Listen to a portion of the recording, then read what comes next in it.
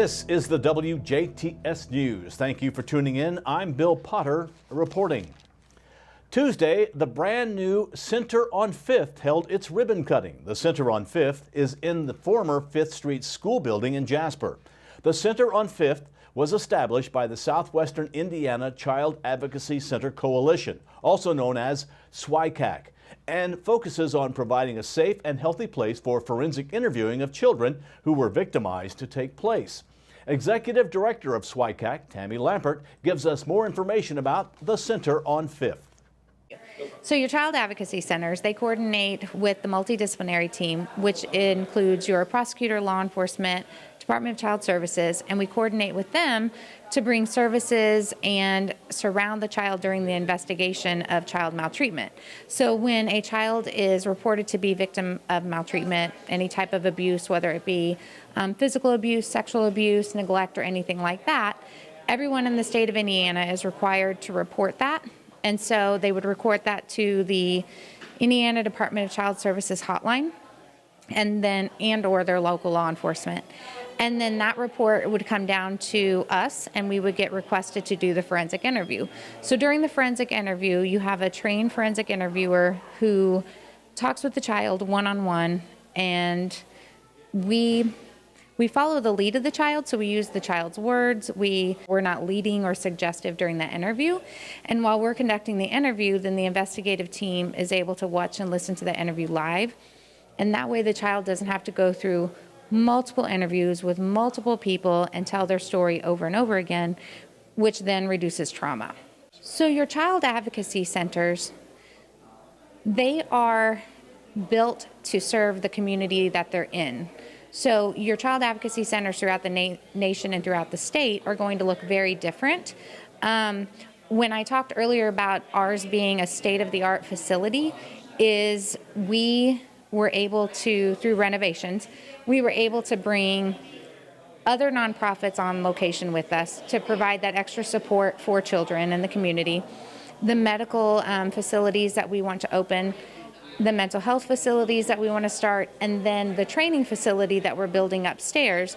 And with that training facility upstairs, we'll not only have the training room, but we also want to build a training mock apartment so we can do simulation trainings and things like that.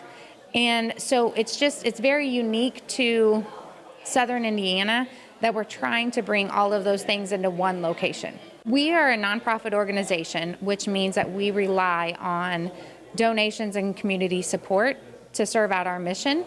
So we accept donations. Some people have done site drives to where they give us or bring us copy paper and snacks and drinks and toilet paper, paper towels, all those kinds of things. We are in the middle of our capital campaign for the actual building and the renovation.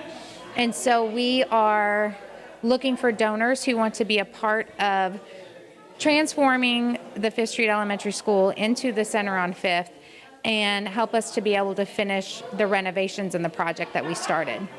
We want to make sure that victims know that, there is a center that does care about them, and that, if anything has happened that's not okay, that they talk to somebody and they get help. And then also that the community, we want the community to recognize that your child advocacy center is not just for those child abuse investigations, but it actually increases the safety of your communities. There's lots of different cost-saving things that are accomplished through your child advocacy centers for your communities, and that we need the community support to be able to serve the community. Would you like more information about SWICAC? Well, check out SWICAC's website at swicacc.com or call 812-559-0490 for more information. That's 559-0490. Dubois County Community Foundation recently received a generous donation from the estate of Clement M. Clem Longy, the founder of Best Chairs Incorporated, doing business as Best Home Furnishings. The $400,000 gift is the largest single contribution to the Community Foundation this year. The gift is designated for the Clem and Mary Longy Best Chairs Endowment for the benefit of Ferdinand, Holland, and St. Henry, an endowment established in 2002 by Clem and Mary C. Longy.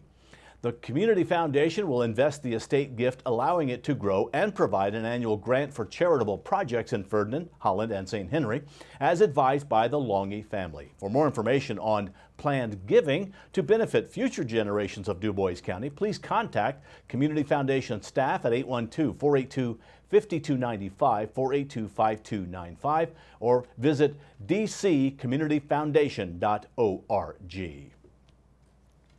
Governor Eric Holcomb made an appearance at one of Spencer County's great attractions on Thursday as he spoke at the annual meeting of the Chamber of Commerce. The Spencer County event was held at the Lincoln Amphitheater. During the event, Governor Holcomb answered a series of questions ranging from current price spikes to Indiana's tax fund surplus. After the event, we had a chance to ask the governor what his favorite attractions are in the area and with all the great options that are available.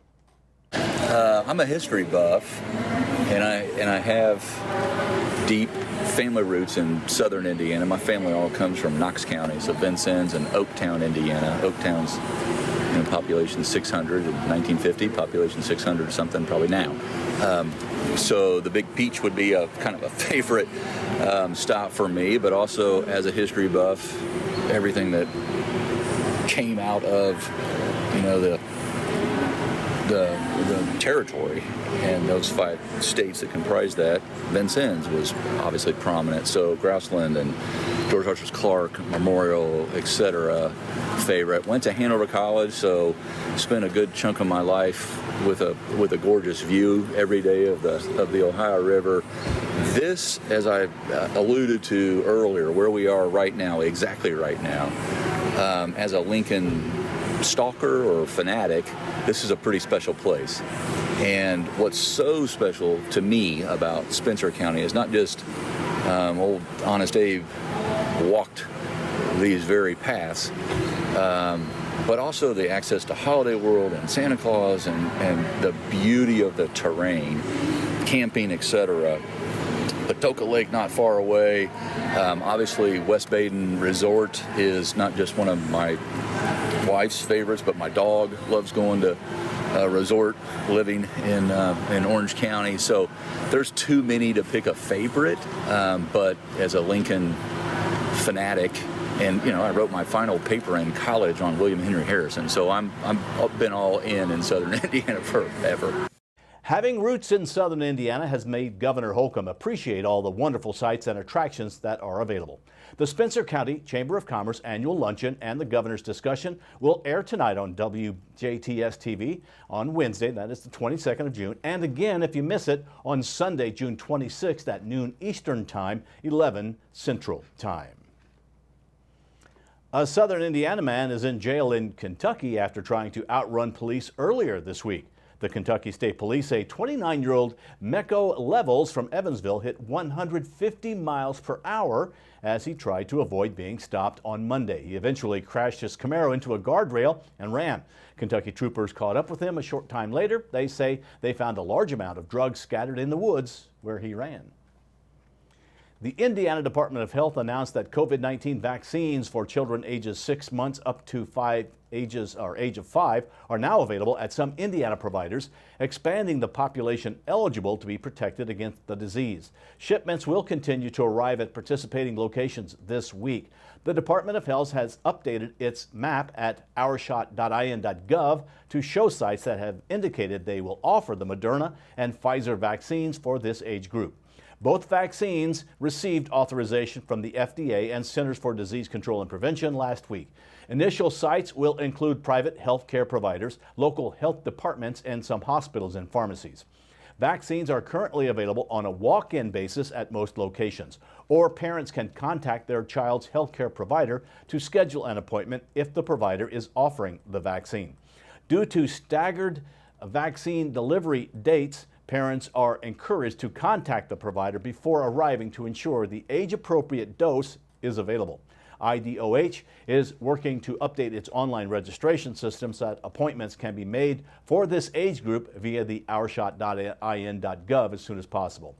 Visit the Indiana Department of Health at statehealth.in.gov for important health and safety information, or follow them on Twitter and Facebook. Now stay tuned. WJTS News will continue in a moment as we'll take a look at weather, the hot weather that is, and Kurt Gugsell steps in with a look at sports.